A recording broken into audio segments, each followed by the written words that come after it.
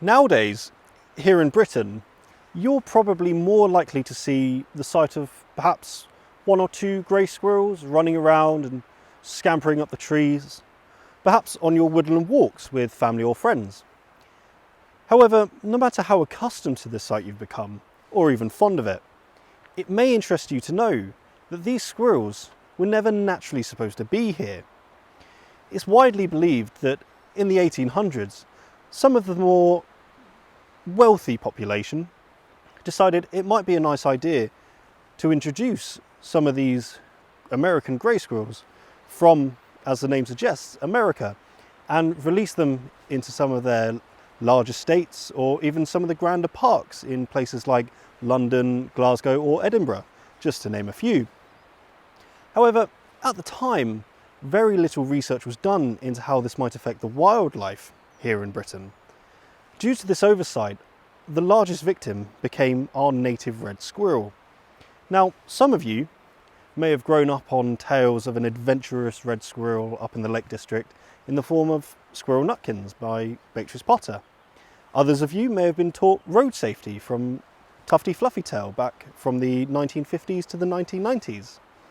So, no matter how you look at it, the red squirrel is ingrained in British culture and loved by many and has even inspired so many throughout the centuries. So what exactly is happening to the red squirrel population? And what's this narrative of greys versus reds? And finally, how can we get involved to help the reds out?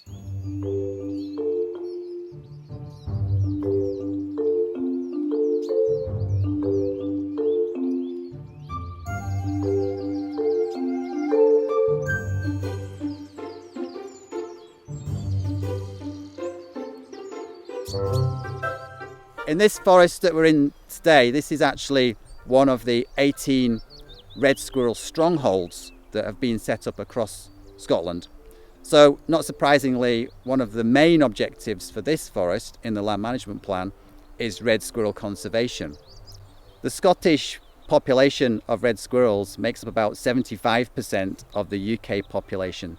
So the work we do in protecting the population here is really important on a UK scale. Connectivity is very important, so when we're planning our felling operations, we make sure that squirrels can still move between different areas of forest where there's going to be food availability.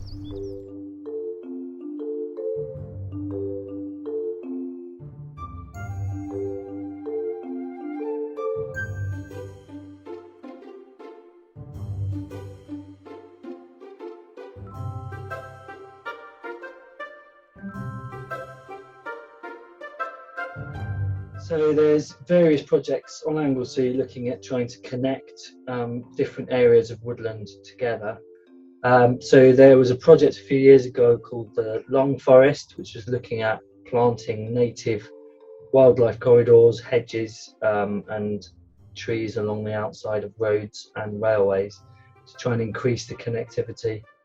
The 23 hectares that I manage, it's known as Slimpark Mower, are probably one of the densest populations of red squirrels in that area. So what makes the woodland so good for red squirrels is that there are no greys. The absence of greys obviously means that there's less competition for food, but more especially that there's no squirrel pox virus present in the woodlands. We're always concerned that a grey squirrel will swim across or get across one of the bridges onto Anglesey and potentially spread that parapox virus, but at the moment, touch wood, we're still parapox free on Anglesey.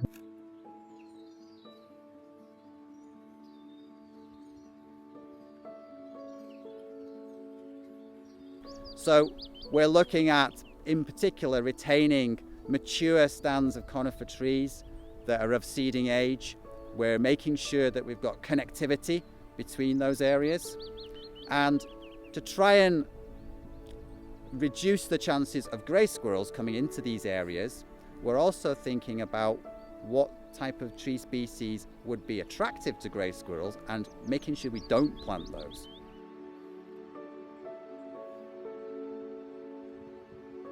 prior to us having the road bridge constructed, we definitely had more roadkill on the main A road. So I think I've only picked up one dead squirrel since we had the road bridge, whereas probably about 4 or 5 in a few years before that.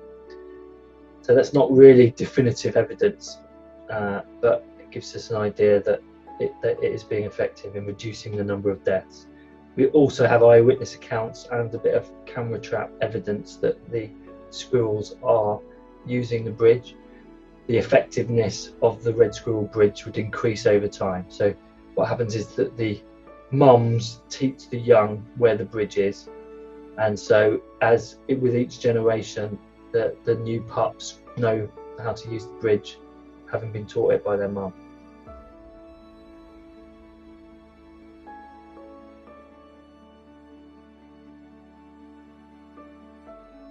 So hopefully over time our population will get used to using the bridge, and that will further reduce any road deaths.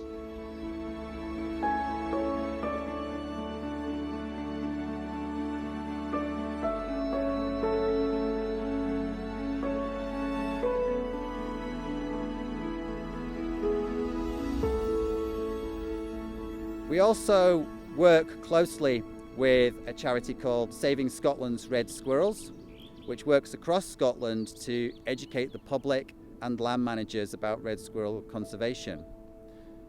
They're always looking for sightings of red and grey squirrels to be reported to them, and we would encourage anybody who's out in the forest who sees a red or a grey squirrel to go onto the Saving Scotland's Red Squirrel website and enter that sighting.